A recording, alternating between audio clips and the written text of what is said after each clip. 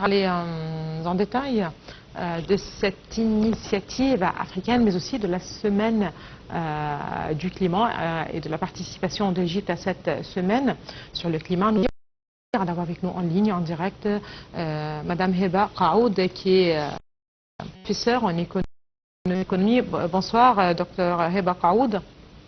Bonsoir. Ravi de vous avoir parmi nous en ligne, en direct, pour parler de cette initiative, mais aussi des efforts déployés de l'action africaine pour un durable. Les deux sont liés, voilà, parvenir à partir par l'énergie renouvelable ou accorder assez une importance particulière à l'énergie renouvelable. Là, on peut un continent très riche en ressources naturelles, mais qui s'efforce pour assurer un certain développement. Tout d'abord, j'aimerais bien parler de l'initiative africaine pour les énergies renouvelables. Quelles sont les grandes lignes de cette initiative, docteur? Merci beaucoup pour m'inviter. Merci à vous. Merci beaucoup de m'inviter sur ce sujet important.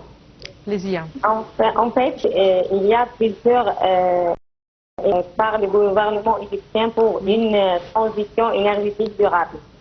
L'Égypte est tenue comme un acteur clé dans la promotion des énergies renouvelables en Égypte. Comme nous avons vu dans la télé, sous les visions du président Abdel Fattah el-Sisi, le pays a lancé des initiatives visant à diversifier son mix énergétique et à réduire sa dépendance aux combustibles fossiles. Et comme nous avons vu avec la ministre de l'Environnement, Dr Yasmine Fouad, à la réunion du conseil d'administration de l'initiative africaine pour les énergies renouvelables, on trouve qu'il y a plusieurs projets concrets sur le terrain. On parle par exemple sur le projet de grandes centrales solaires et éoliennes. Le pays a développé des parcs solaires et éoliens de grande capacité, contribuant ainsi à augmenter significativement sa production d'électricité à partir de sources renouvelables.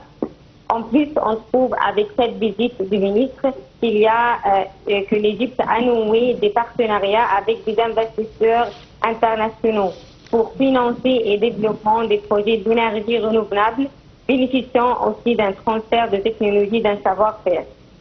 En plus, ce qui est très très important pour cette initiative, on trouve la promotion de l'hydrogène vert. L'Égypte s'est fixé comme objectif de devenir un leader mondial dans la production de l'hydrogène vert en exploitant son potentiel solaire et éolien. Comme je suis une docteure à l'Université du Nil en Égypte, on trouve que même à l'université, on va trouver que le Premier ministre, Dr Moustapha Madbouli, a signé avec notre université un accord de création du Centre international de l'hydrogène vert à l'Université du Nil, avec la présence du ministre de l'Enseignement supérieur et de la Recherche scientifique, Dr Ayman Achour, et en plus le président du Nil, Dr Wael Aad.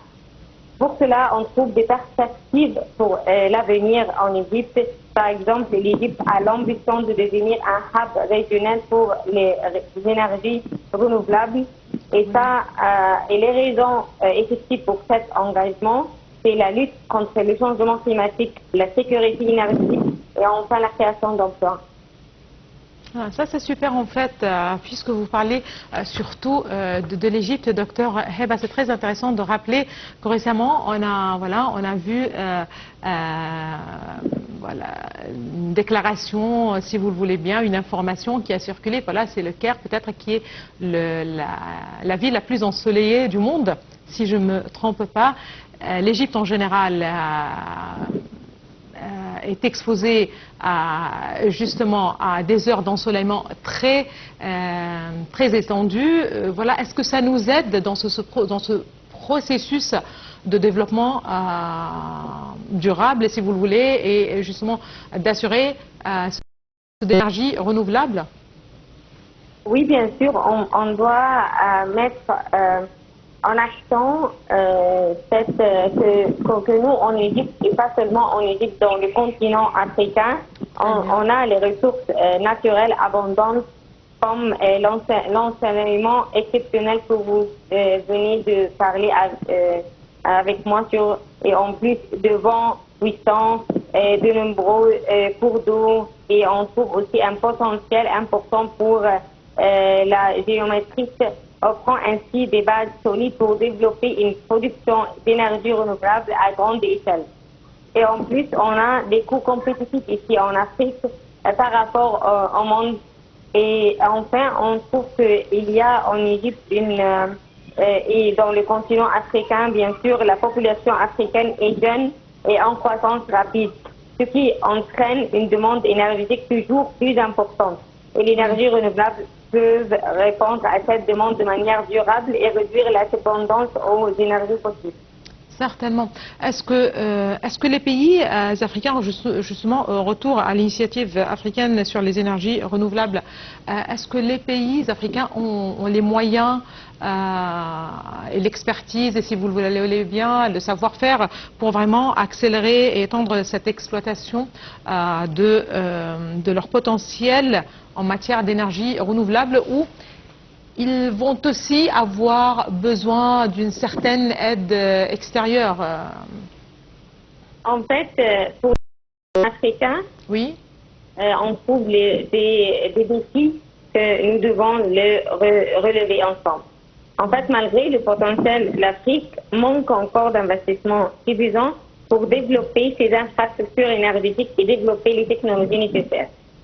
Les réseaux électriques africains sont souvent anciens et peu performants, ce qui limite l'intégration des énergies renouvelables à grande échelle. Pour cela, on trouve que ces initiatives sont importantes pour attirer les investisseurs étrangers et la population, bien sûr, africaine, à travailler sur ces projets importants. Et en plus, les politiques énergétiques stables et des cadres réglementaires clairs sont essentiels pour attirer l'investissement et favoriser le développement du secteur. Et enfin, ce qui est très important, c'est le transfert de technologies. Il est nécessaire de renforcer la capacité locale en matière de technologies renouvelables et de favoriser le transfert de savoir-faire.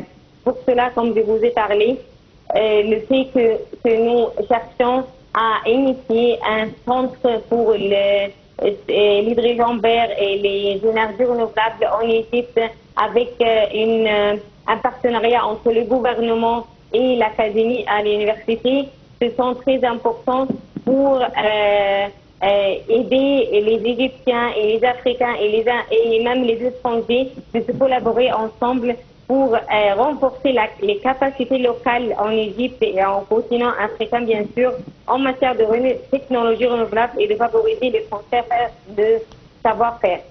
En fait, ça c'est un point très important, c'est-à-dire tout doit commencer par un certain noyau pour s'élargir en fait et parvenir à un développement plus élargi, c'est-à-dire ce sont des noyaux qui sont voilà, qui devraient être semés ici et là et progresser au fur et à mesure.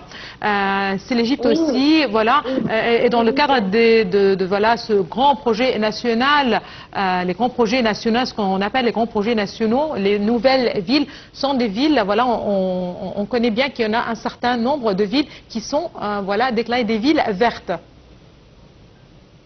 Oui, en fait, je vous parle ici en tant que professeur à l'Université du Nil et en même temps la directrice du bureau de la propriété intellectuelle et du transfert de la technologie.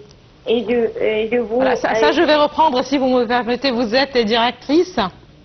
Oui, la directrice du bureau de la propriété intellectuelle et du transfert de la technologie. Voilà, je vais essayer d'aller aussi vite la propriété intellectuelle. Et le transfert de la technologie à l'Université du Nil. D'accord, super.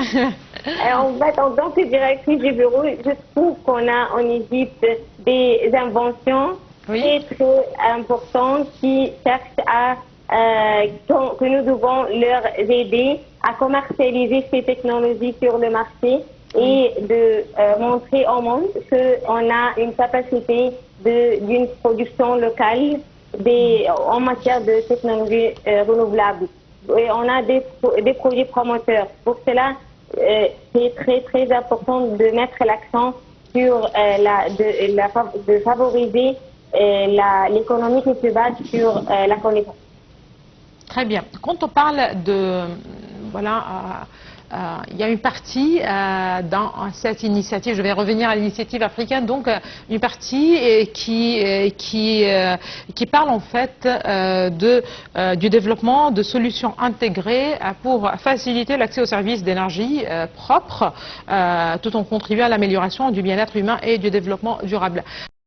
De solutions intégrées, qu'est-ce que cela veut dire? Quelles sont les solutions intégrées proposées, si vous le voulez bien, et qui pourraient vraiment faciliter l'accès à ces services, les services d'énergie propre? Parmi les solutions envisageables, on doit partir sur des partenariats publics-privés, encourager les partenaires entre les gouvernements, les entreprises privées et les institutions financières pour mobiliser les investissements nécessaires. Comme nous avons vu dans la télé et la coopération internationale, c'est très important de renforcer la coopération entre les pays africains et les partenaires internationaux pour partager les connaissances et les technologies. On doit chercher un financement innovant, explorer de nouvelles sources de financement, telles que les mécanismes de financement climatique et les obligations vertes. Et comme nous avons mis l'accent ensemble sur le développement des capacités locales, investir dans la formation et la création d'emplois dans le secteur des énergies renouvelables, c'est très important. Très bien. Justement, pour terminer, est-ce que l'Afrique en général, qui s'efforce pour assurer son développement, certainement, je ne sais pas comment dire. Ça, c'est une nécessité, certainement, d'avancer vers une énergie verte, une énergie renouvelable, de dépendre sur les énergies renouvelables pour assurer un développement aussi durable. Mais à quel point il faut qu'il y ait une certaine, je ne sais pas comment dire, c'est-à-dire pays de l'Afrique qui sont prêts, qui s'efforcent, qui sont pionniers, peut-être comme l'Égypte, mais d'autres pays qui ne sont pas encore prêts pour frayer ce chemin ou arriver là. À quel point c'est important que les pays africains en général s'unissent et réalisent leur développement sur une échelle, si vous le voulez bien, assez large, complémentaire même. En fait, je trouve que on doit déployer les technologies adaptées. Le choix des technologies doit être guidé par les spécificités de chaque région. Solaire dans, par exemple, le Sahara. Et par exemple, on trouve les hydroélectriques dans les bassins fluviaux. Tout à fait. Et éoliens, par exemple, sur les côtes. Ça, c'est très important de trouver les ressources locales de chaque pays. En fait, aussi, c'est très important de chercher à savoir comment on peut stocker l'énergie. Le développement de systèmes, par exemple, de stockage des batteries, des hydrogènes, est crucial pour assurer une alimentation électrique continue, notamment en l'absence d'un seul aliment. Et enfin, c'est très important de parler sur les mini-réseaux et solutions en réseau. Pour, par exemple, les zones rurales non connectées au réseau électrique, les mini-réseaux solaires et les systèmes d'électrification individuelle sont des solutions efficaces. Super. Je vous remercie infiniment, Dr Heba Akaoud. Vous êtes professeur d'économie. Merci beaucoup pour toutes ces précisions, pour toutes ces explications. Je vous remercie. Vraiment, là, madame, monsieur, nous allons enchaîner. COP29, qui est considéré comme un test décisif pour l'accord de Paris, l'action climatique mondiale. Opération justement conjointe, c'est ce qu'a déclaré la ministre de l'Environnement Yasmine Foued lors de la réunion ministérielle dans le cadre des consultations informelles des parties bilatérales pour faciliter justement le processus de négociation par la présidence de la COP 29 prévue en Azerbaïdjan.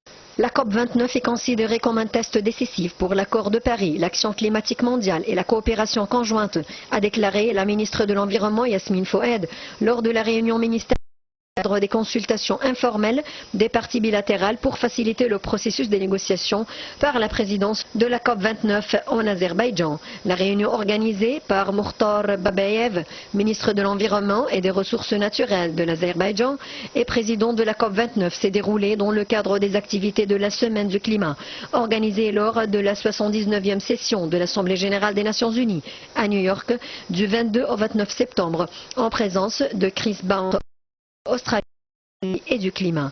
La priorité principale de la COP29 consiste à se mettre d'accord sur un nouvel objectif quantitatif, collectif, juste et ambitieux en matière de financement climatique qui corresponde aux besoins et aux priorités des pays en développement. Yasmine Fouad a également souligné la nécessité de faire des progrès sur les volets techniques et politiques et de déployer les efforts nécessaires pour parvenir à un résultat réussi à la COP29, rappelant que des progrès techniques significatifs ont été faits lors des négociations du groupe d'experts techniciens au cours des 2 dernières années, lors du dialogue technique final des experts et de la 3e réunion tenue dans le cadre du programme du travail AHWP, tenue du 9 au 12 septembre à Bakou. La présidence de la COP29 a intensifié la participation de haut niveau grâce à de différentes démarches, y compris la réunion des chefs de délégation accueillis par l'Azerbaïdjan les 26 et 27 juillet, a-t-elle noté, indiquant que la présidence de la conférence s'engageait à continuer à assurer les plateformes nécessaires pour permettre une participation politique de haut niveau lors de l'Assemblée générale de l'ONU et de la Semaine du climat à New York. La participation avec le ministre australien de l'Environnement à des consultations bilatérales des parties vise à communiquer avec les parties pour une meilleure compréhension des priorités et des perspectives, à réunir les parties et à donner davantage d'informations qui enrichiront les négociations, selon Mme Fouad. La ministre de l'Environnement a souligné l'importance des réunions et consultations des parties bilatérales qui visent à créer une compréhension mutuelle entre les ministres de l'État actuels des négociations et des priorités et à rapprocher les points de vue dans le but de relancer les efforts pour aller de l'avant avant le début de la COP29.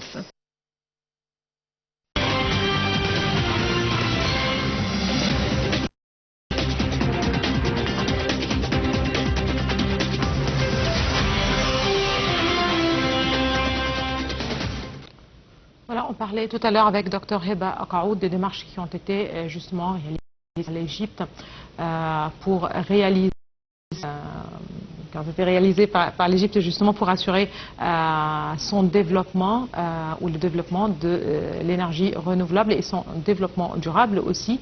Là, c'est dans ce contexte que l'État égyptien a adopté une stratégie globale pour faire progresser le secteur de l'énergie dans le cadre de sa vision, d'une certaine vision ambitieuse de transformation en un centre régional et un pôle d'attraction pour les investissements étrangers, tirant parti de sa situation géographique très stratégique des ressources naturelles qu'il bénéficie et de la disponibilité des énergies nouvelles et renouvelables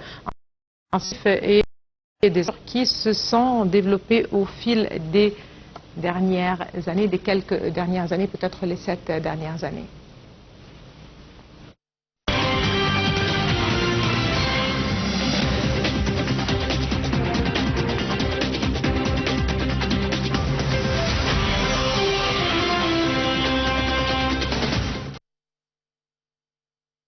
Le gouvernement a de nouveaux objectifs à réaliser en matière d'énergie renouvelable. Nous avons mis en place une nouvelle feuille de route énergétique, a déclaré le Premier ministre Mostafa Madbouli le 14 septembre, lors d'une réunion avec le Haut Conseil de l'énergie visant à mettre à jour la stratégie énergétique intégrée et durable 2040.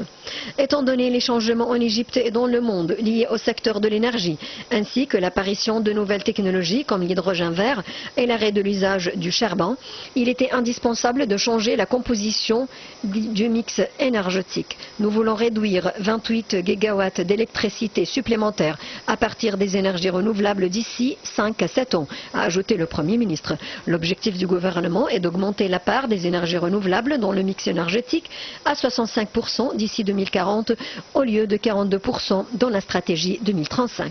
Le gouvernement a un objectif à court terme et à long terme. À court terme, le gouvernement souhaite produire 3 à 4 gigawatts d'électricité supplémentaire à partir des énergies renouvelables afin de combler le déficit en approvisionnement énergétique d'ici l'été prochain. Alors que sur le long terme, il veut combler les besoins énergétiques du pays dans un contexte de baisse de la production du gaz naturel et d'expansion des projets d'interconnexion électrique et d'exportation de l'électricité. Le gouvernement a plusieurs objectifs. Il s'agit d'abord d'introduire des changements sur l'ancienne stratégie 2035 où le charbon faisait partie du mix énergétique, alors que dans la nouvelle stratégie, il n'est plus une option. La part visée des énergies renouvelables dans le mix énergétique et dans l'ancienne stratégie était de 42%. Alors que dans la nouvelle stratégie, cette part atteindra 65%. Le deuxième objectif est de remplacer une partie du gaz naturel après 2032 par l'hydrogène vert, selon la stratégie de l'hydrogène vert qui vient compléter la stratégie énergétique et qui a été adoptée récemment. Le prix de l'hydrogène vert en 2040 sera inférieur à celui du gaz naturel. La production